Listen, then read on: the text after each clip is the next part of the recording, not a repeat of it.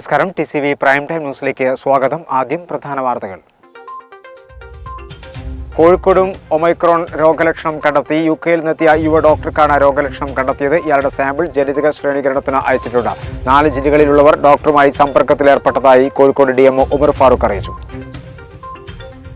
ജില്ലയിൽ global ability village യാഥാർത്ഥ്യമാക്കുമെന്ന് മന്ത്രി V. Abdurahman. അന്താരാഷ്ട്ര ഭിന്നശേഷി ദിനാചരണത്തിന്റെ ഭാഗമായി വരം കൂട്ടായ്മ തിരൂരിൽ സംഘടിപ്പിച്ച ഭിന്നശേഷി സൗഹൃദ ക്രിക്കറ്റ് മത്സരം ഉദ്ഘാടനം ചെയ്ത് സംസാരിക്കുകയായിരുന്നു അദ്ദേഹം. വൈകല്യത്തെ തോൽപ്പിച്ച പുറത്തൂരിന്റെ വാനമ്പാടി റിൻഷയ്ക്ക് ദേശീയ ഭിന്നശേഷി പുരസ്കാരം. വഖഫ് നിയമനം സർക്കാർ തീരുമാനം പിൻവലിക്കും വരെ പ്രക്ഷോഭമെന്ന് മുസ്ലിം ലീഗ്. ഈ മാസം 9-ന് കോഴിക്കോട് വഖഫ് സംരക്ഷണ സമ്മേളനം നടത്താനും നേതൃയോഗം തീരുമാനിച്ചു. കേരളത്തിൽ ആശ്വാസമേറ്റി 4995 പേർക്ക് കോവിഡ് സ്ഥിരീകരിച്ചു. 62,343 സാമ്പിളുകളാണ് പരിശോധിച്ചത്.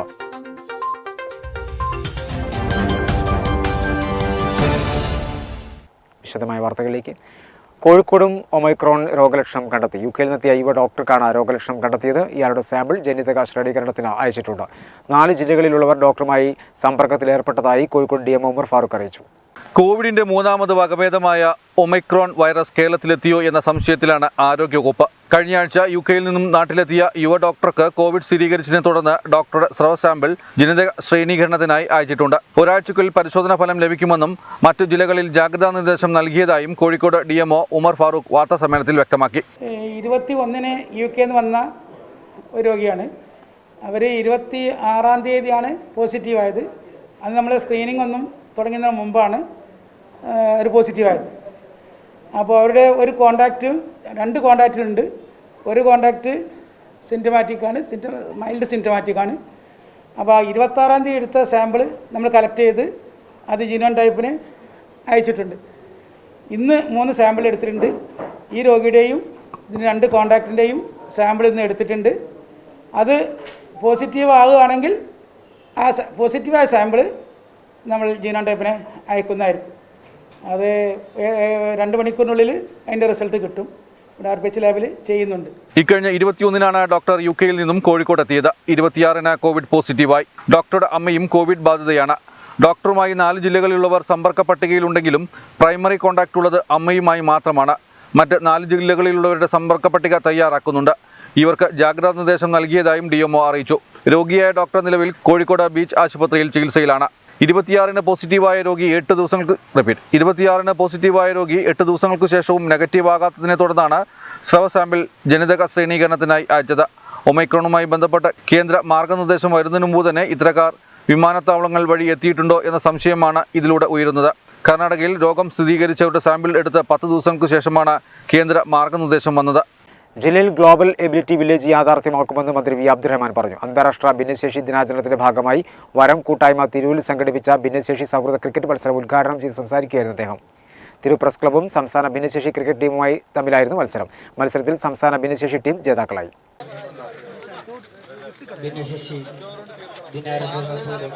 ഭിന്നശേഷിക്കാരുടെ ക്ഷേമവും പുനരധിവാസവും ലക്ഷ്യം വെച്ച് ജില്ലയിൽ ഗ്ലോബൽ എബിലിറ്റി വില്ലേജ് യാഥാർത്ഥ്യമാക്കുമെന്ന് സംസ്ഥാന കായിക റെയിൽവേ ഹജ്ജ് വഖഫ് മന്ത്രി V. അബ്ദുറഹ്മാൻ പറഞ്ഞു. ഇതിനായി തിരൂർ താലൂക്ക് പരിധിയിൽ സ്ഥലം കണ്ടെത്തുകയും പദ്ധതി യാഥാർത്ഥ്യമാകുന്നതോടെ 1 ലക്ഷത്തോളം വരുന്ന ജില്ലയിലെ ഭിന്നശേഷിക്കാർക്ക് അവരുടെ ആശ്രിതർക്കും വലിയ സഹായകരമാകും. അന്താരാഷ്ട്ര ഭിന്നശേഷി ദിനാചരണത്തിന്റെ ഭാഗമായി വരം കൂട്ടായ്മ തിരൂരിൽ സംഘടിപ്പിച്ച ഭിന്നശേഷി സൗഹൃദ ക്രിക്കറ്റ് മത്സരം ഉദ്ഘാടനം ചെയ്ത് സംസാരിക്കുകയായിരുന്നു അദ്ദേഹം. സാമൂഹിക വകുപ്പ് മുഖേന സ്കോളർഷിപ്പ് പദ്ധതികൾ ഇപ്പോൾ അനുവദിക്കേണ്ടായി. സാമ്പത്തികമായി പിന്നോക്കം നിൽക്കുന്ന ഈ ഗണത്തിൽപ്പെടുന്ന വിദ്യാർത്ഥികൾക്ക് പഠനോപകരണങ്ങൾ നൽകുന്നതിനും യൂണിഫോം എന്നിവ നൽകുന്നതിനുള്ള വിദ്യാജ്യോതി എന്നൊരു പദ്ധതി നമ്മൾ നടപ്പിലാക്കി.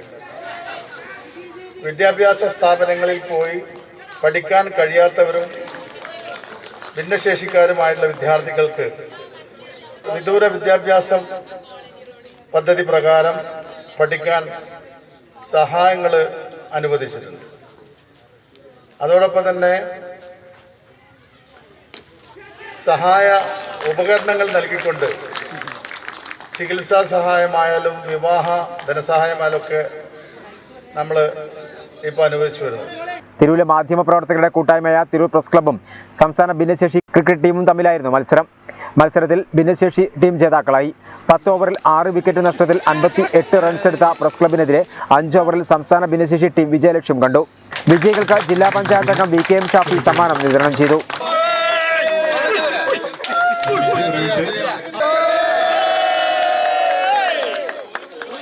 Tirur block panchayat president advocate U Zainuddin അതിഥിയായിരുന്നു.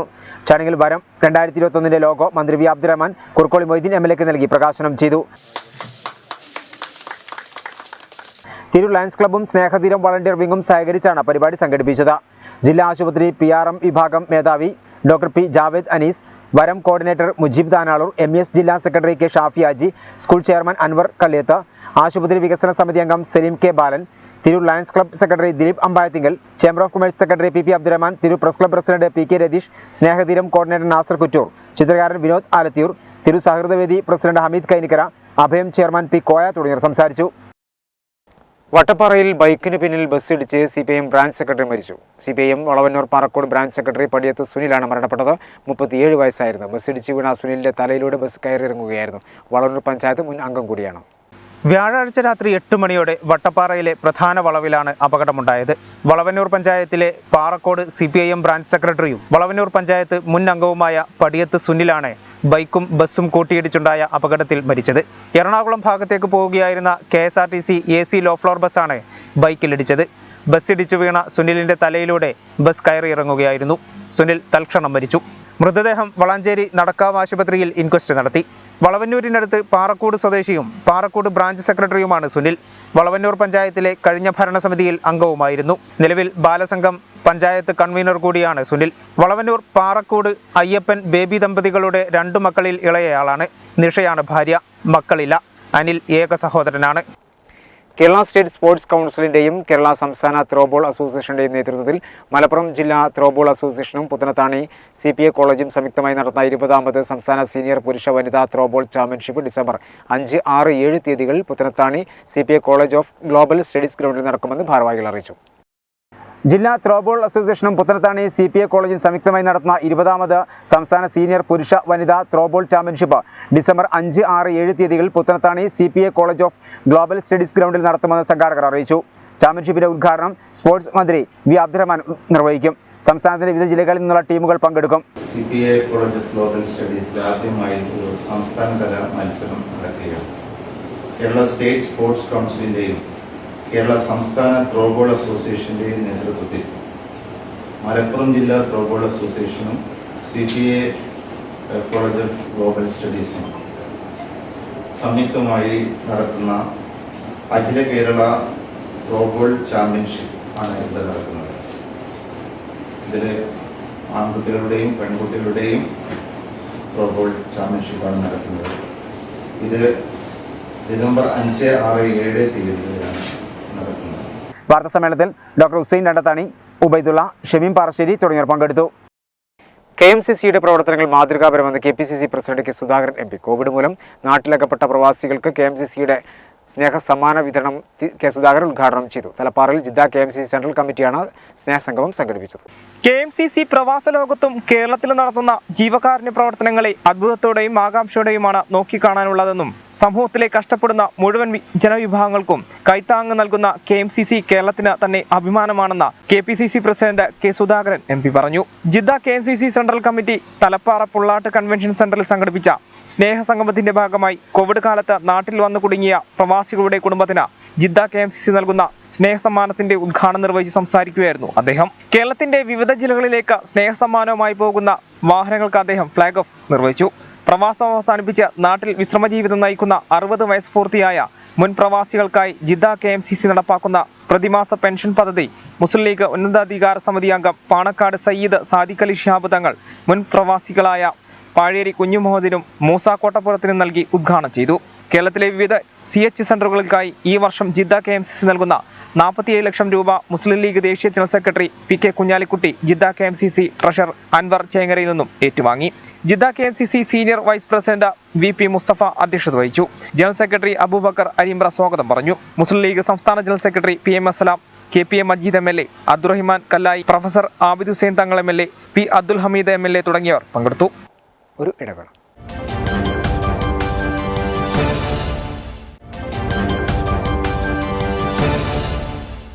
വാർത്തകൾ തുടർന്നു. വൈകല്യത്തെ തോൽപ്പിച്ച പുറത്തൂരിന്റെ വാനമ്പാടി റിൻഷയ്ക്ക് ദേശീയ ഭിന്നശേഷി പുരസ്കാരം. വിധിയെ മറികടന്ന സംഗീത രംഗത്ത് തന്റേതായ വ്യക്തിമുദ്ര പതിപ്പിച്ച റിൻഷയുടെ അർപ്പണ മനോഭാവത്തിനാണ് പുരസ്കാരം. രാഷ്ട്രപതി ഭവനിൽ നടന്ന ചടങ്ങിൽ രാഷ്ട്രപതി രാംനാഥ് കോവിന്ദ് പുരസ്കാരം സമ്മാനിച്ചു. അകക്കണ്ണിന്റെ വെളിച്ചത്തിൽ ഉയരങ്ങൾ കീഴടക്കി ജൈത്രയാത്ര തുടരുന്ന പുറത്തൂരിന്റെ വാനമ്പാടി എന്നറിയപ്പെടുന്ന കൊച്ചുമിടുക്കി റിൻഷ രാഷ്ട്രപതി രാംനാഥ് കോവിന്ദിൽ നിന്ന് ദേശീയ പുരസ്കാരം ഏറ്റുവാങ്ങി. 2020 കേന്ദ്ര സർക്കാരിന്റെ ദേശീയ ഭിന്നശേഷി അവാർഡിനാണ് റിൻഷ അർഹയായത്. രാഷ്ട്രപതി ഭവനിൽ നടന്ന ചടങ്ങിലാണ് റിൻഷയ്ക്ക് ദേശീയ പുരസ്കാരം സമ്മാനിച്ചത്. കുമാരി റിൻഷ എൻ, പുലാത്തൂർ, മല്ലപ്പുറം, കേരള.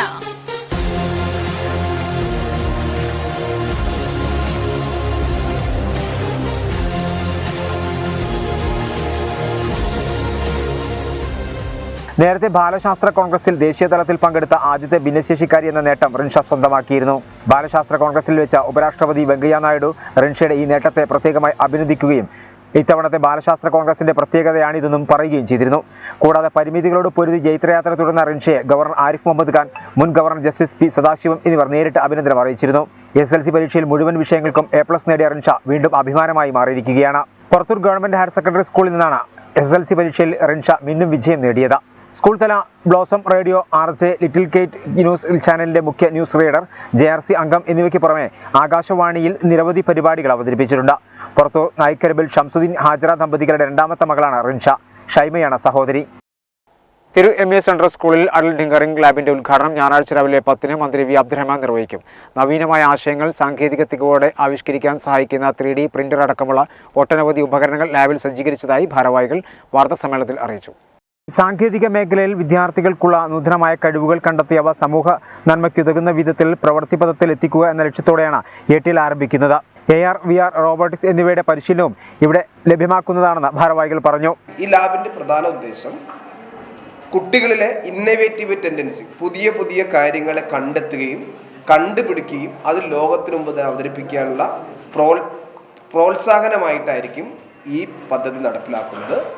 നമ്മുടെ സ്കൂളിലെ കുട്ടികൾക്ക് ഇത് 4ാം ക്ലാസ് മുതൽ ഇംപ്ലിമെൻറ്റ് ചെയ്തിട്ടുണ്ട്. കുട്ടികളുടെ ക്രിയേറ്റീവായ മേഖല പല മേഖലകളുണ്ട്. ഇപ്പോൾ ഓഗ്മെൻ്റഡ് റിയാലിറ്റി ഉണ്ട്, വെർച്വൽ റിയാലിറ്റി ഉണ്ട്, റോബോട്ടിക്സ് ഉണ്ട്. അങ്ങനെ ഒരുപാട് കണ്ടുപിടുത്ത മേഖലയിലേക്ക് കുട്ടികളെ കൊണ്ടുവരിക എന്നാണ് ഉദ്ദേശം. ഈ ലാബിൻ്റെ ഒരു പ്രത്യേകത, ഇതൊരു സ്ഥാപനത്തിന് എക്സ്ക്ലൂസീവ് അല്ല, ഒരു കമ്മ്യൂണിറ്റി സ്ഥാപനമാണ്.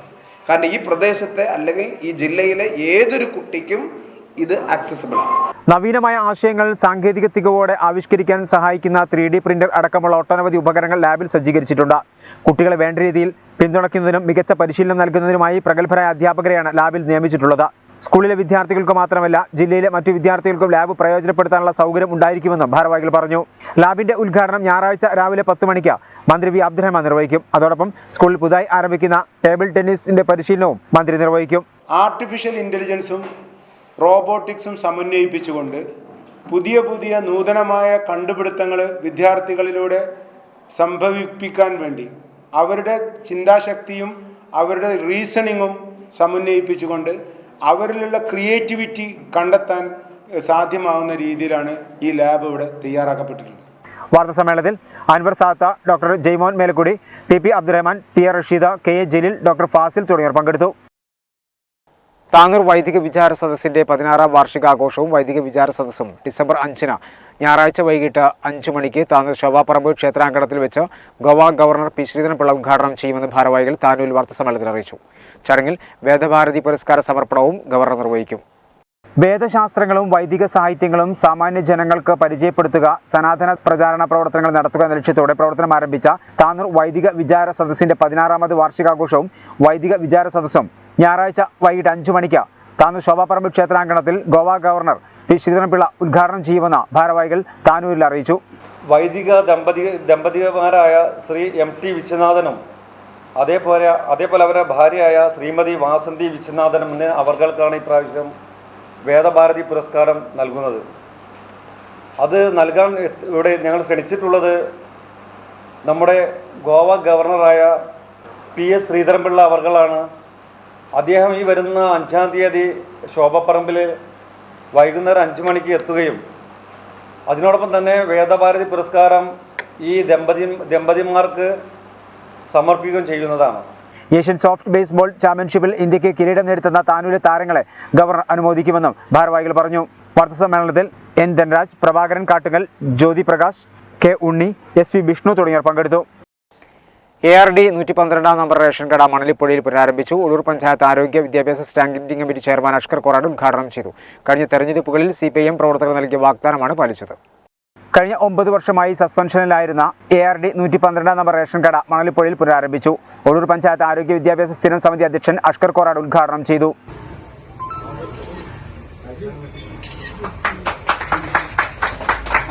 ഈ പ്രദേശത്തെ ജനങ്ങളുടെ ഒരു ചിരകാല അഭിലാഷമാണ് ഇതിലൂടെ പൂവണിഞ്ഞത്.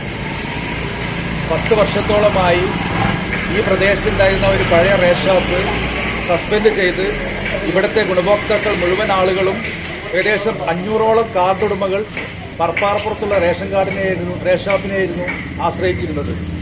അതിനൊരു ശാശ്വത പരിഹാരം വേണമെന്ന് ഈ പ്രദേശത്തെ CPIMന്റെ ബ്രാഞ്ച് തല പ്രവർത്തകരും അതേപോലെ തന്നെ ഈ പ്രദേശത്തെ നാട്ടുകാരുടെയും ഒരു ചിരകാല അഭിലാഷമാണ് ഇന്നിവിടെ പൂവണിഞ്ഞത്. കഴിഞ്ഞ 9 വർഷവും 3 കിലോമീറ്റർ ദൂരം യാത്ര ചെയ്ത പറപ്പാറപ്പുറത്തെ റേഷൻ കടയായിരുന്നു പ്രദേശവാസികൾ ആശ്രയിച്ചിരുന്നത്. ഇതോടെ നാട്ടുകാരുടെ ചിരകാലാഭിലാഷമാണ് പൂവണിഞ്ഞത്. ചടങ്ങിൽ കെ അൻവർ അധ്യക്ഷനായിരുന്നു. KMO, K Khader, PV Viswanathan, Avarankutty, Ismail, Hamsakutty തുടങ്ങിയവർ സംസാരിച്ചു. താനൂർ നഗരസഭയും താനൂർ അക്ഷയ കേന്ദ്രവും സംയുക്തമായി അസംഘടിത തൊഴിലാളികൾക്ക് ഇ-ശ്രം രജിസ്ട്രേഷൻ ക്യാമ്പ് സംഘടിപ്പിച്ചു. നഗരസഭാ ചെയർമാൻ PP ഷംസുദ്ദീൻ ഉദ്ഘാടനം ചെയ്തു. താനൂർ നഗരസഭയും താനൂർ അക്ഷയ കേന്ദ്രവും സംയുക്തമായി അസംഘടിത തൊഴിലാളികൾക്ക് ഇ-ശ്രം രജിസ്ട്രേഷൻ ക്യാമ്പ് സംഘടിപ്പിച്ചു. 2 ദിവസങ്ങളായി നടന്ന ക്യാമ്പ് നഗരസഭാ ചെയർമാൻ PP ഷംസുദ്ദീൻ ഉദ്ഘാടനം ചെയ്തു. നഗരസഭാ വൈസ് ചെയർപേഴ്സൺ CK സുബൈദ ചടങ്ങിൽ അധ്യക്ഷയായിരുന്നു. സ്റ്റാൻഡിംഗ് കമ്മിറ്റി അധ്യക്ഷന്മാരായ ഫാത്തിമ, ജയപ്രകാശ്, അലി അക്ബർ, CKM ബഷീർ, ജസ്ന ബാനു, കൗൺസിലർമാരായ ദിബീഷ്, സമീർ, അക്ഷയ നഗരസഭ തൊഴിലുറപ്പ് പദ്ധതി, കുടുംബശ്രീ ജീവനക്കാർ തുടങ്ങിയവർ ചടങ്ങിൽ പങ്കെടുത്തു. ഒരു ഇടവേള.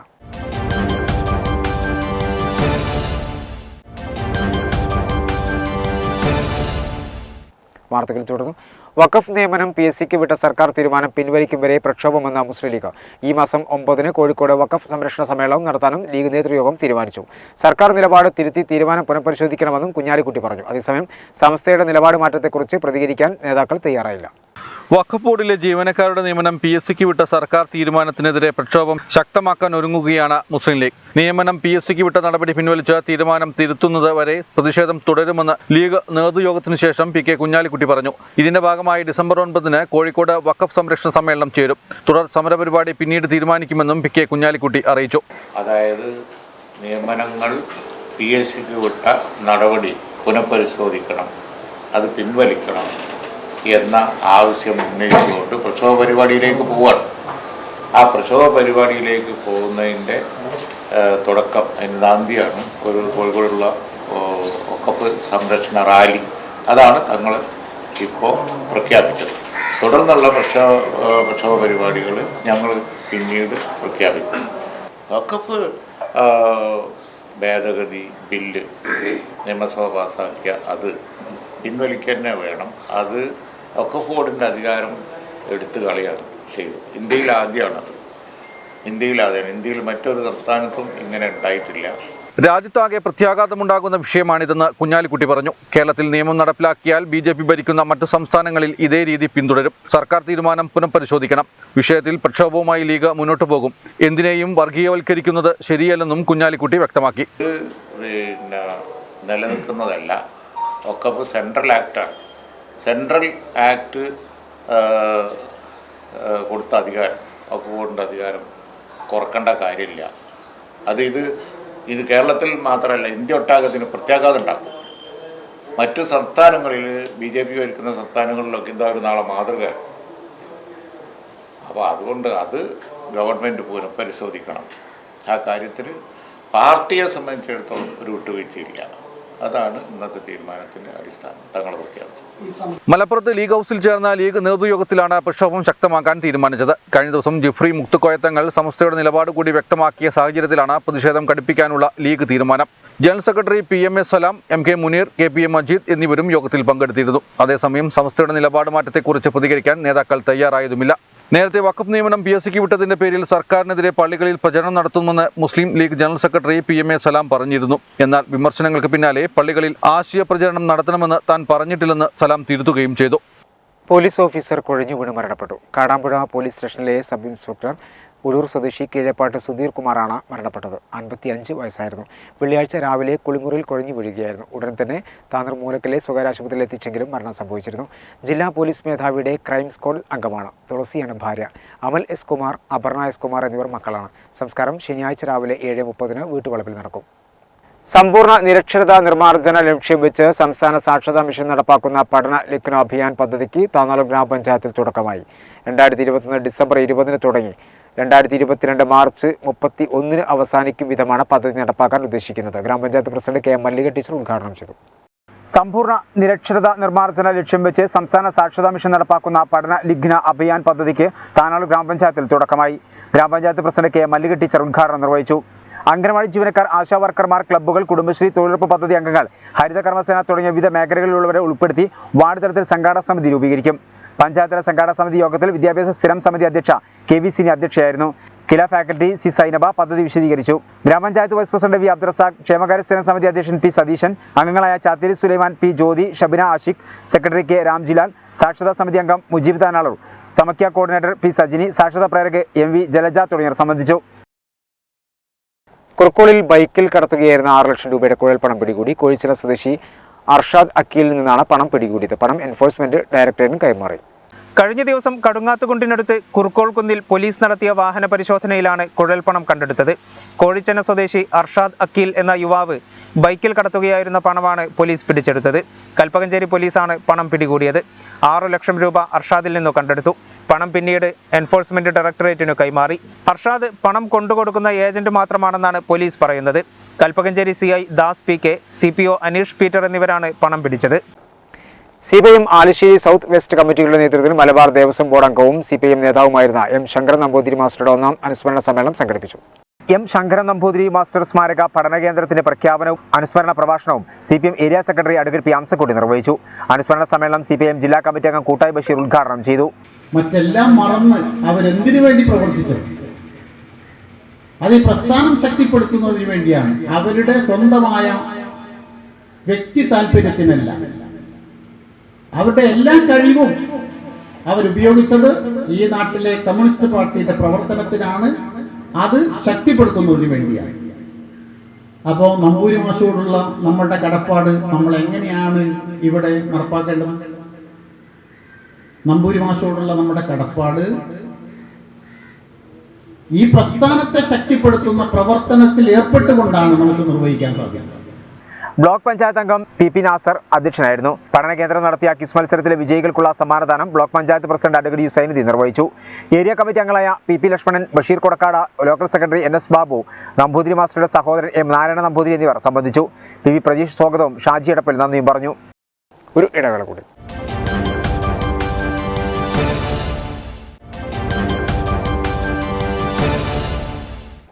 വാർത്തകൾ തുടർന്നു. സംസ്ഥാനത്ത് ആശ്വാസമേറ്റി 4995 പേർക്ക് കോവിഡ് സ്ഥിരീകരിച്ചു. 62,343 സാമ്പിളുകളാണ് പരിശോധിച്ചത്. കേരളത്തിൽ 4995 പേർക്കാണ് പുതുതായി കോവിഡ് സ്ഥിരീകരിച്ചത്. 790 രോഗികളുള്ള തിരുവനന്തപുരം ജില്ലയാണ് രോഗബാധിതരുടെ എണ്ണത്തിൽ മുന്നിൽ.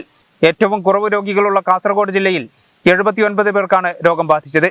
24 മണിക്കൂറിനിടെ 62,343 സാമ്പിളുകൾ പരിശോധിച്ചു. സംസ്ഥാനത്തെ വിവിധ ജില്ലകളിലായി 1,59,899 പേരാണ് നിലവിൽ നിരീക്ഷണത്തിലുള്ളത്. 1,55,157 പേർ വീടുകളിലോ ഇൻസ്റ്റിറ്റ്യൂഷണൽ ക്വാറന്റൈനുകളിലോ നിരീക്ഷണത്തിലാണ്. 4,742 പേർ ആശുപത്രികളിലുമുണ്ട്. 275 പേരെ പുതുതായി ആശുപത്രികളിൽ പ്രവേശിപ്പിച്ചു. കഴിഞ്ഞ ദിവസങ്ങളിലുണ്ടായ 44 മരണങ്ങളും സുപ്രീം കോടതി വിധി പ്രകാരം അപ്പീൽ നൽകിയ 225 മരണങ്ങളുമടക്കം സംസ്ഥാനത്താകെ മരണസംഖ്യ 41,124 ആയിട്ടുണ്ട്. 4,706 പേർക്കും സമ്പർക്കത്തിലൂടെയാണ് രോഗം ബാധിച്ചത്. 219 പേരുടെ സമ്പർക്ക ഉറവിടം വ്യക്തമല്ല. 33 പേർ സംസ്ഥാനത്തിന് പുറത്തുനിന്നെത്തിയവരാണ്. 37 ആരോഗ്യ പ്രവർത്തകർക്കും രോഗം ബാധിച്ചു. അതേസമയം രോഗം സ്ഥിരീകരിച്ച് ചികിത്സയിലായിരുന്ന 4,463 പേർ രോഗമുക്തി നേടി. ഇതോടെ 44,637 പേരാണ് രോഗം സ്ഥിരീകരിച്ച് ചികിത്സയിലുള്ളത്. 50,70,497 പേർ ഇതുവരെ കോവിഡിൽ നിന്നും മുക്തി നേടിയിട്ടുണ്ട്. അതേസമയം മലപ്പുറം ജില്ലയിൽ വെള്ളിയാഴ്ച 205 പേർക്കാണ് കോവിഡ് സ്ഥിരീകരിച്ചതെന്ന് ജില്ലാ medical officer doctor R Renuka അറിയിച്ചു. 5.2% ജില്ലയിലെ ടെസ്റ്റ് പോസിറ്റിവിറ്റി നിരക്ക്. ആകെ 3,952 സാമ്പിളുകൾ പരിശോധിച്ചതിൽ 196 പേർക്കും നേരിട്ടുള്ള സമ്പർക്കത്തിലൂടെ രോഗം ബാധിച്ചു. ഒരാൾ ആരോഗ്യ പ്രവർത്തകനുമാണ്. ഒരാളുടെ വൈറസ് ഉറവിടം വ്യക്തമല്ല. വിദേശ രാജ്യങ്ങളിൽ നിന്നും ഇതര സംസ്ഥാനങ്ങളിൽ നിന്നും എത്തിയ 7 പേർക്കും രോഗം സ്ഥിരീകരിച്ചു. ജില്ലയിൽ 48,23,106 ഡോസ് കോവിഡ് പ്രതിരോധ വാക്സിനാണ് ഇതുവരെ വിതരണം ചെയ്തിട്ടുള്ളത്. ജനകീയം സാംസ്കാരിക വേദിയുടെ പ്രഖ്യാപനത്തിന് മുന്നോടിയായി കൂട്ടയോട്ടവും സൈക്കിൾ റാലിയും സംഘടിപ്പിച്ചു. മെഡിക്കൽ ക്യാമ്പും സംഘടിപ്പിച്ചു. നിരവധി പേർ പരിപാടിയിൽ പങ്കെടുത്തു. ധർമ്മച്യുതിക്കെതിരെ സാമൂഹ്യ ശാക്തീകരണം ലക്ഷ്യം വെച്ച് പറവണ്ണ കേന്ദ്രമാക്കി രൂപീകരിക്കുന്ന ജനകീയം സാംസ്കാരിക വേദിയുടെ പ്രഖ്യാപന സമ്മേളനത്തിന്റെ പ്രചരണാർത്ഥമാണ് കൂട്ടയോട്ടവും സൈക്കിൾ റാലിയും മെഡിക്കൽ ക്യാമ്പും സംഘടിപ്പിച്ചത്. V Abdul Latheef, Shaji Palakkad Olappil, SI M E Shukoor, Abdul Majeed Vanambatt, E Mustafa, Wajid, Abdul Majeed, doctor Saleem തുടങ്ങിയവർ നേതൃത്വം നൽകി. MS hospital medical staff, Jaleel and Jaleel charitable trust, Sanjay club Paravanna തുടങ്ങിയവരും പരിപാടിയിൽ പങ്കാളികളായി. ലോക എയ്ഡ്സ് ദിനത്തിന്റെ ഭാഗമായി വളവന്നൂർ അൻസാർ അറബിക് കോളേജ് വിദ്യാർത്ഥികൾ NSS യൂണിറ്റുകളുടെ നേതൃത്വത്തിൽ വിവിധ പരിപാടികൾ സംഘടിപ്പിച്ചു. ലോക എയ്ഡ്സ് ദിനത്തിന്റെ ഭാഗമായി വളവന്നൂർ അൻസാർ അറബിക് കോളേജ് വിദ്യാർത്ഥികൾ NSS യൂണിറ്റുകളുടെ നേതൃത്വത്തിൽ വിവിധ പരിപാടികൾ സംഘടിപ്പിച്ചു. വിദ്യാർത്ഥികൾക്ക് എയ്ഡ്സിന്റെ പ്രത്യാഘാതങ്ങളെപ്പറ്റി വ്യക്തമായ ബോധവൽക്കരണം നടത്തി. പ്രോഗ്രാം ഓഫീസർമാരായ ഡോക്ടർ CM ഷാനവാസ്, അഫ്സൽ അബ്ദുൽ ഖാദർ, വളണ്ടിയർമാരായ പൂജ കൃഷ്ണ, നസീഫ തസ്നി, ഫാത്തിമ ഹിബ, ഷിയാസ്, ജാസിം എന്നിവർ നേതൃത്വം നൽകി. തുടർന്ന് കോളേജ് അങ്കണത്തിൽ ചോപ്പുനാട മാതൃകയിൽ വിദ്യാർത്ഥികൾ അണിനിരന്നു. താങ്ങാള പഞ്ചായത്ത് 1-ാം വാർഡ് മുസ്ലിം ലീഗ് കമ്മിറ്റിയുടെ ആഭിമുഖ്യത്തിൽ തകഴി ബാലസാഹിത്യ പുരസ്കാര ജേതാവ് ഫാത്തിമ സൻഹയെയും ഫിസിയോതെറാപ്പി പരീക്ഷയിൽ ഉന്നത വിജയം നേടിയ മുഹമ്മദ് ഫയാസിനെയും അനുമോദിച്ചു. തകഴി ബാലസാഹിത്യ പുരസ്കാര ജേതാവ് ഫാത്തിമ സൻഹയെയും ഫിസിയോതെറാപ്പി പരീക്ഷയിൽ ഉന്നത വിജയം നേടിയ മുഹമ്മദ് ഫായിസിനെയുമാണ് താങ്ങാള പഞ്ചായത്ത് 1-ാം വാർഡ് മുസ്ലിം ലീഗ് കമ്മിറ്റി അനുമോദിച്ചത്. ലീഗ് നേതാവ് അഡ്വക്കേറ്റ് PP റൌഫ് ഉപഹാരം നൽകി.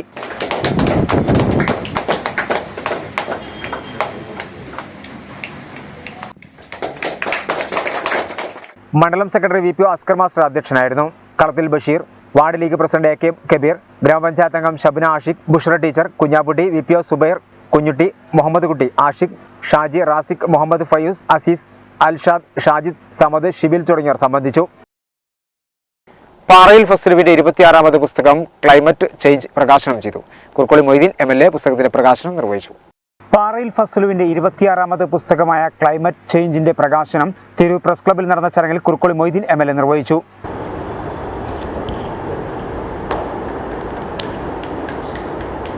നഗരസഭ ആരോഗ്യ സ്റ്റാൻഡിംഗ് കമ്മിറ്റി ചെയർപേഴ്സൺ ഫാത്തിമത്ത് സജ്ജനയ്ക്ക് ആദ്യ കോപ്പി നൽകിയാണ് പ്രകാശനം നിർവഹിച്ചത്. ഇന്ന് ഏറ്റവും വലിയ ചർച്ച ചെയ്യേണ്ട ഒരു വിഷയമാണ്. ആകെ ഭൂഗോള അടിസ്ഥാനത്തിൽ തന്നെ വലിയ ചർച്ച നടക്കുന്ന കാര്യവുമാണ് ക്ലൈമറ്റ് ചേഞ്ചുമായി ബന്ധപ്പെട്ട കാര്യങ്ങൾ എന്ന് എല്ലാവർക്കും അറിയാം. കാലാവസ്ഥ വ്യതിയാനം ഒരു വലിയ പ്രശ്നമാണ് ഇന്ന്. അപ്പോൾ അതുകൊണ്ട് ഇതിനെതിരായി അതിൽ നിന്ന് എങ്ങനെ നമുക്ക് പിടിച്ചു നിൽക്കാൻ കഴിയും എന്ന ചർച്ച ലോകമെമ്പാടും നടക്കുന്ന ഒരു സന്ദർഭത്തിലാണ് ഇങ്ങനെ ഒരു കൃതി നമ്മുടെ പ്രിയപ്പെട്ട സ്നേഹിതൻ പുറത്തിറക്കിയിട്ടുള്ളത്. ഞാൻ എല്ലാവർക്കും വേണ്ടി തിരൂരിലെ ജനങ്ങളുടെ പേരിൽ തന്നെ ഞാൻ ഫസ്ലുവിനെ ഈ സന്ദർഭത്തിൽ ഹൃദയം നിറഞ്ഞ സന്തോഷത്തോടു കൂടി ഞാൻ അഭിനന്ദിക്കുകയാണ്.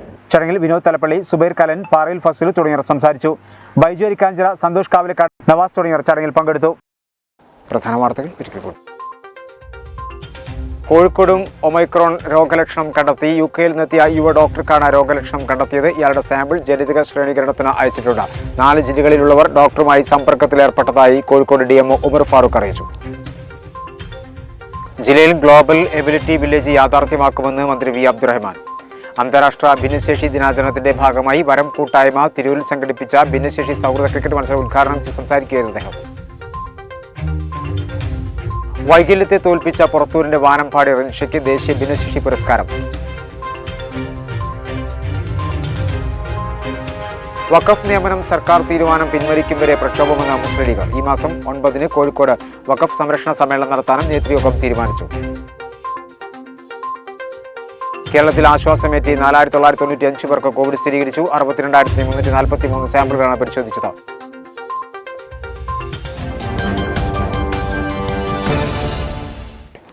ഇതോടെ വാർത്തകൾ സമാപിക്കുന്നു. നന്ദി, നമസ്കാരം.